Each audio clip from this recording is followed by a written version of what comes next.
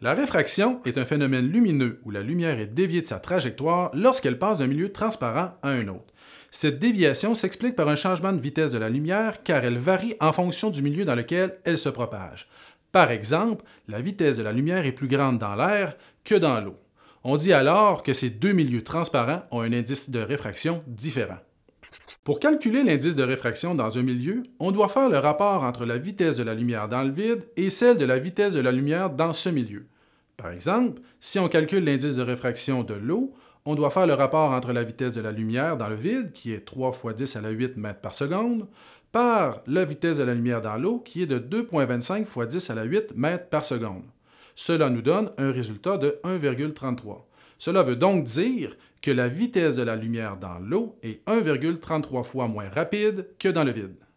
Dans la réfraction, on définit la réfringence comme étant la capacité à faire dévier la lumière. On dit d'un milieu qu'il est moins réfringent s'il a le plus petit indice de réfraction et d'un milieu qu'il est plus réfringent s'il a le plus grand indice de réfraction.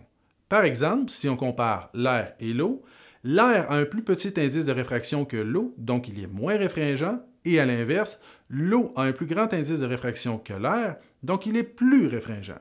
Si le rayon lumineux passe d'un milieu moins réfringent vers un milieu plus réfringent, la lumière sera déviée vers la normale.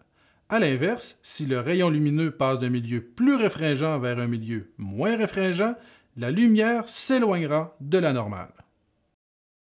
Pour avoir une réfraction entre deux milieux transparents, il est important qu'il y ait un angle entre le rayon lumineux, la lumière, et la normale. Si la lumière, le rayon lumineux, entre perpendiculairement dans le deuxième milieu, il n'y aura pas de réfraction. Par contre, il ne faut pas oublier que puisqu'on change de milieu, la vitesse de la lumière, elle aussi, va changer. Comme nous l'avons vu, si la lumière entre avec un certain angle dans le deuxième milieu, elle sera déviée. Toutefois, si la lumière revient dans son milieu initial, elle prendra le même angle qu'au départ. Voilà ce qui termine cette vidéo. Si jamais tu as d'autres questions sur la réfraction, je t'invite à consulter notre site internet. Tu peux aussi t'abonner à notre chaîne YouTube ou encore à nous suivre sur les réseaux sociaux. Où la lumière est déviée de sa trajectoire lorsqu'elle rencontre un nouveau milieu. On repart ça, c'est pas ça pantoute. Car elle est fonction où la lumière est déviée de sa trajectoire, c'est pas ça.